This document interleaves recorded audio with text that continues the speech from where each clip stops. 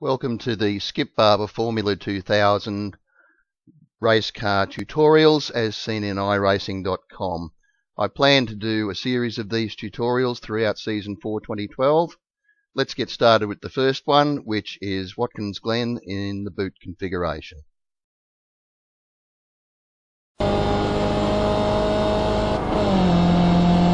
Okay, we're in fifth gear. We're about to go back to second gear for turn one. You need to tuck in onto turn one on the right. Take the first tier of rumble strip, not the second tier. The second tier will unsettle the car too much. You'll soon see what I'm referring to if you do a few practice laps, which you should be doing.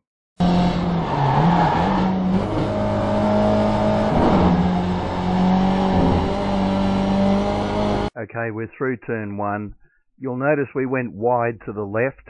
That's the car normally drifting. Depending upon your entry into turn one, you will do this. There is no grave danger in doing that. There's a big runoff area there. Make sure that you have control of the drift.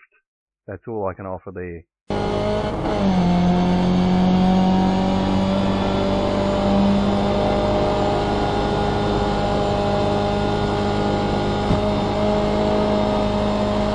Okay, we're now into the S's. You'll notice on the left-hand side and on the right-hand side there's white rumble strips. If you can make them, do it. They straighten out the course at that particular point on the track and do not unsettle the car. In fact, if you can make those white strips, you'll find that the car will run a hell of a lot more smoothly.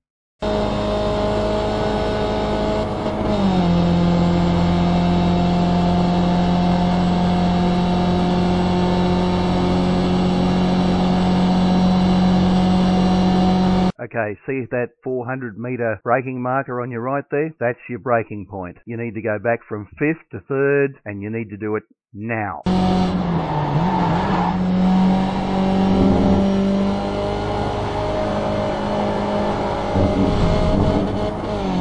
Okay, you'll notice I miscued coming out of the bus stop. I took some curb on the inside of the right. That's an incident.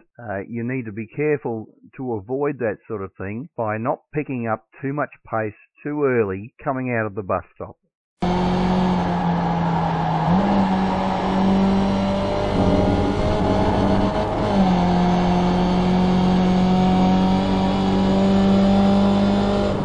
The secret to this part of the track, after exiting the bus stop, is to get into fourth gear, drift the car, and then back off the throttle and steer it into the curve. Then select third gear as the revs drop off. Once you're into third gear, you can then power into the corner and out again, down into the off-camber left-hand curve, which is approaching.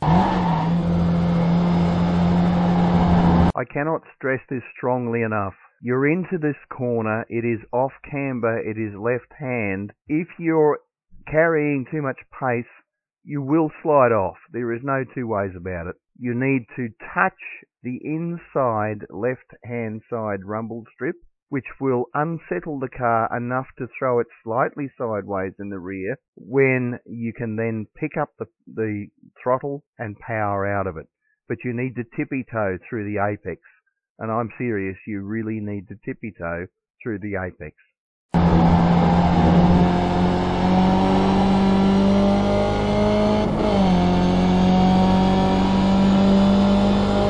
Alright, you're at the 150-metre mark. You're about to enter a hairpin sweeping right-hand uphill corner, which will take you onto a straight which is all uphill. This particular corner you need to slide the car through.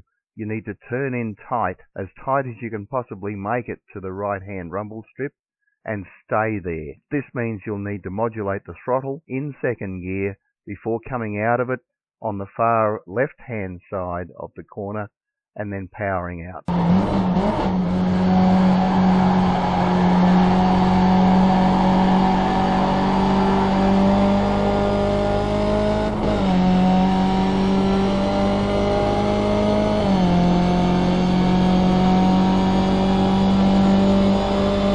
Here's your braking marker coming into the right-hander after that straight. See the discoloured piece of road in front of you? That's your braking marker. Brake now, brake hard. Go back to second gear, prepared to turn right and hug that right-hand rumble strip.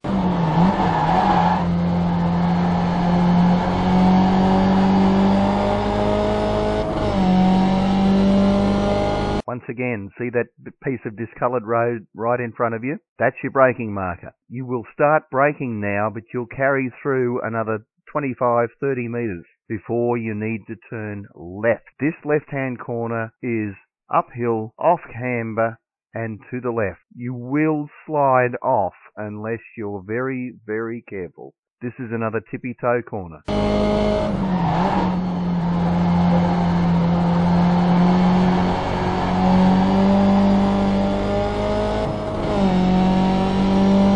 You'll notice I was exceptionally wide on that left-hand corner.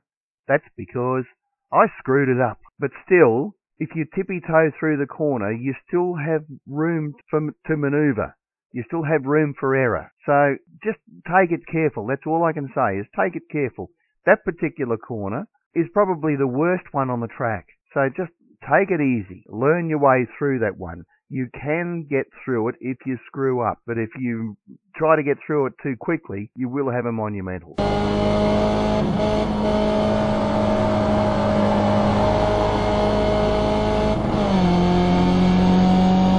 You'll notice that I stay in third gear through this left-hand corner. I let the thing bounce off the rev limiter. It's easier and a lot more manageable than trying to go up to fourth, back to third, and manage the slide of the car at the same time. Stay in third, you'll be a lot safer.